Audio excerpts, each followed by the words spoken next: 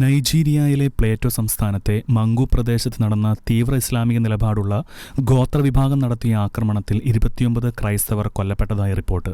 Fulani തീവ്രവാദികൾ നടത്തിയ ആക്രമണത്തിൽ അനേകം വിശ്വാസികൾ വീടുകൾ വിട്ട് പലായനം ചെയ്തുവെന്നും റിപ്പോർട്ടുകൾ പറയുന്നു.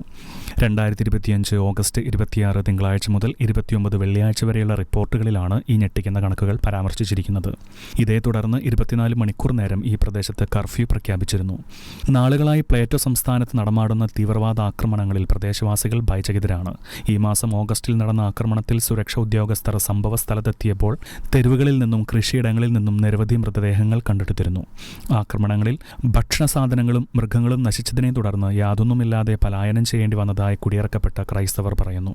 ഓപ്പൺ ഡോർസ് എന്ന ക്രൈസ്തവ സന്നദ്ധ സംഘടനയുടെ കണക്കനുസരിച്ച് ക്രൈസ്തവർക്ക് ജീവിക്കുന്നതിന് ലോകത്തിൽ ഏറ്റവും അപകടകരമായ സാഹചര്യമുള്ള രാജ്യങ്ങളുടെ പട്ടികയിൽ 7ാം സ്ഥാനത്താണ് നൈജീരിയ. ആദ്യ 10 ഇടം നേടിയ മറ്റ് രാജ്യങ്ങളെ അപേക്ഷിച്ച് കൂടുതൽ നിയമപരമായ മതസ്വാതന്ത്ര്യം നൈജീരിയയിലുണ്ടെങ്കിലും തുടർച്ചയായ ഇസ്ലാമിക തീവ്രവാദി ആക്രമണങ്ങളെ തുടർന്ന് നൈജീരിയയിൽ ആയിരക്കണക്കിന് ക്രൈസ്തവരാണ് ഓരോ വർഷവും കൊല്ലപ്പെടുന്നത്. 10,000-കണക്കിന് ക്രൈസ്തവർക്ക് സർവ്വതും ഉപേക്ഷിച്ച് പലായനം ചെയ്യേണ്ടി വന്നിട്ടുമുണ്ട്. International desk, ഷെഖേന news.